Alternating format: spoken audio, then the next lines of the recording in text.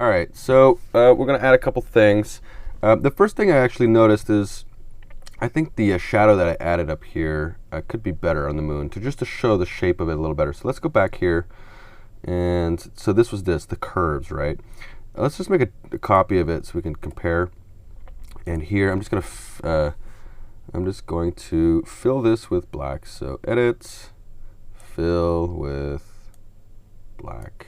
Okay, that's in the mask. All right, now I'm going to redo the shape, and to do that, I'm going to take the brush tool. All right, and to edit this properly, so I actually have a 1680% about, and I tested this earlier, and I see that it works.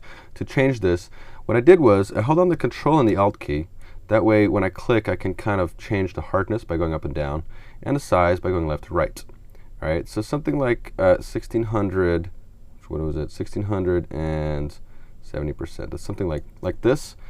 Now, if I go here and brush with white, it's going to reveal that mask. All right, and you see, I now have that shape much more, and it looks like it's the shadow of a sun or something, or a planet rather. And so before it was like this. You kind of see it, but not too much. And now it's a little more present. So I'm going to go back, undo that. I want to go even. Let's do 75% hardness, or even up to 80. Let's just try 80, 1600. Okay, and let's just click right around here. That's cool. See, I really want to see the curvature there.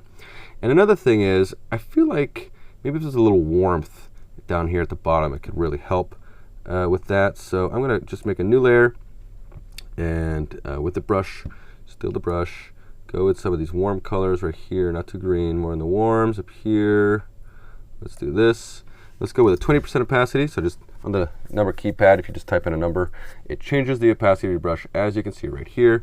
Or you can go click here and move it around as you wish. All right. So let's make this smaller and softer. All right. So now I have 679 and 0% hardness. Okay. And even smaller. And I'm just going to go and brush over here. Now I need to be in color mode. So color. And I want it to affect just this layer of moon here. So holding down the Alt key, click in between them. Now it'll only, whatever color I do, will only show up on the layer that's right below it.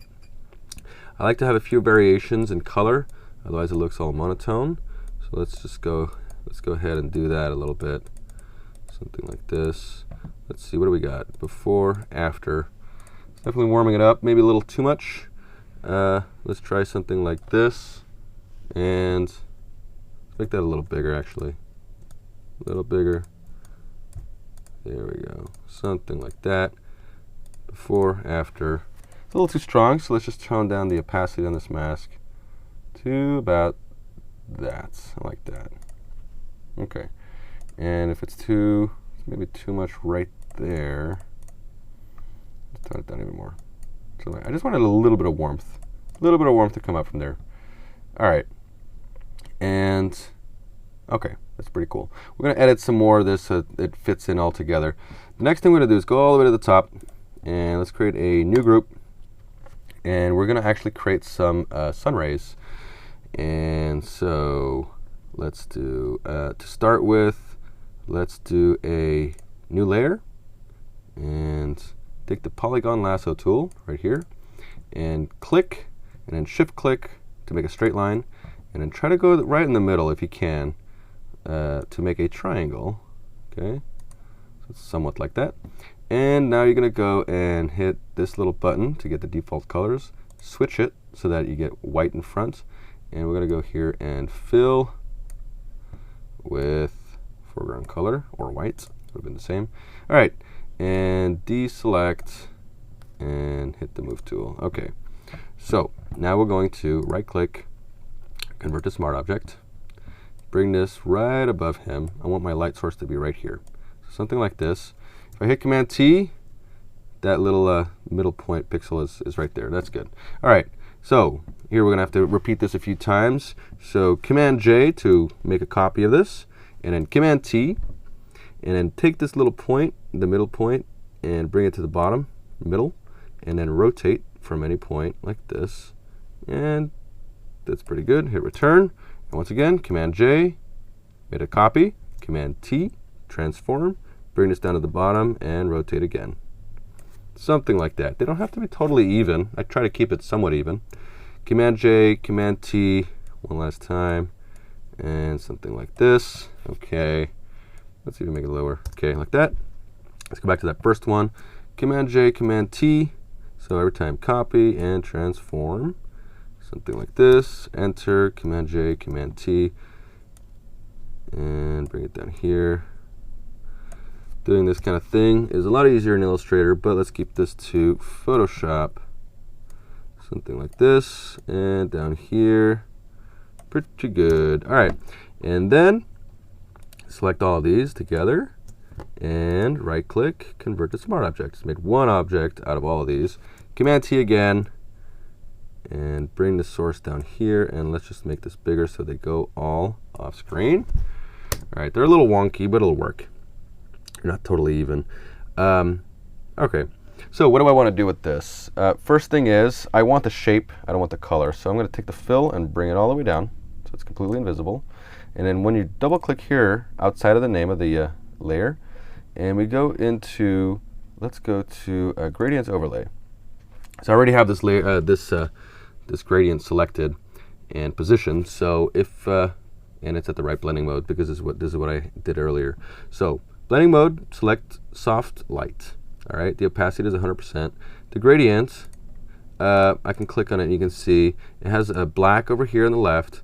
It has this color blue on the left side here, which you can see the composites here if you want to copy paste that. It has a bit of a gray brown here to warm, and essentially I wanted a white to warm to cold to black. And you can find these in the default Photoshop gradients, and it's this one I believe right here.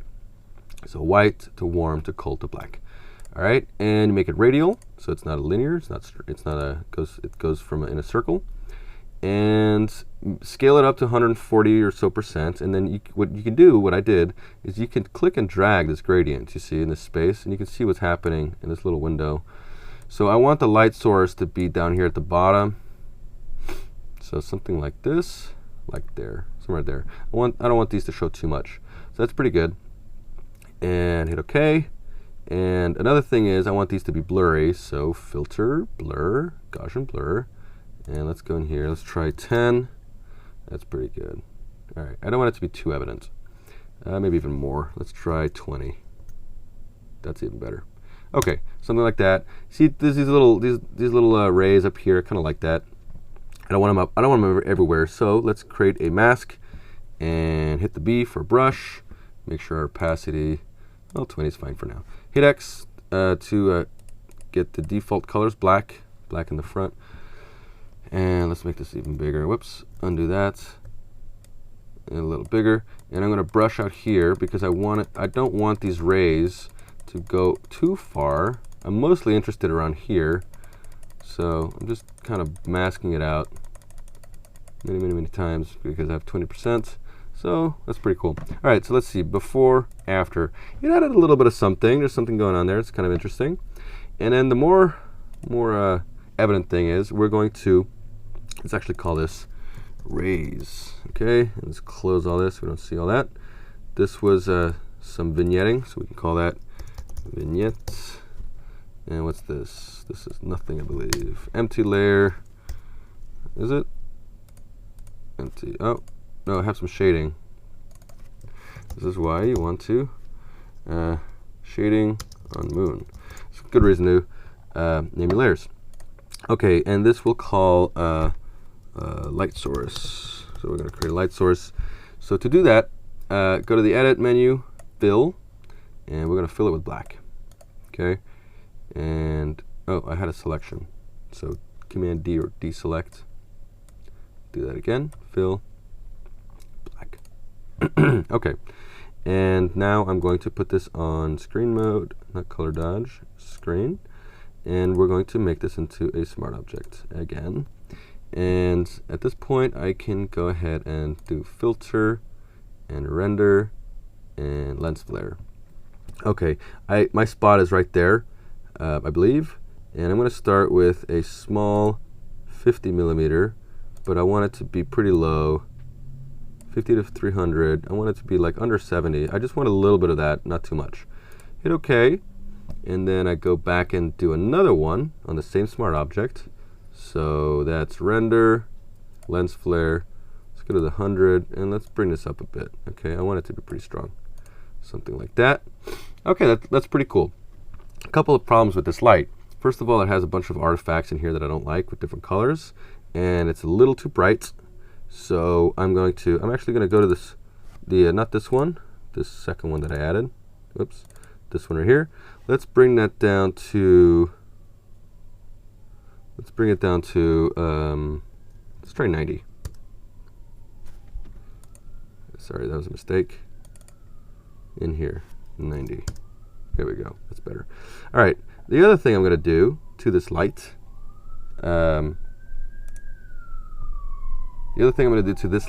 is give it a color. So if you go here in adjustments and you do hue saturation or Command U and you colorize, you can basically give your light source a pretty nice color.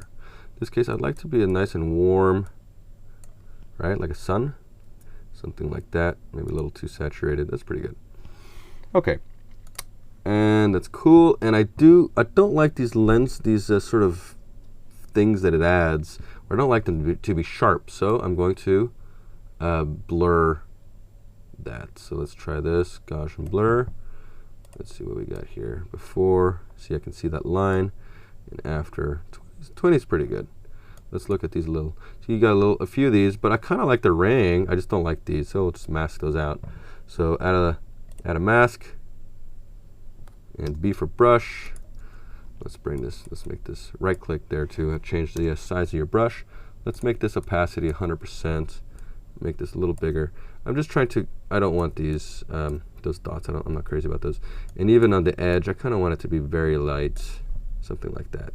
Okay.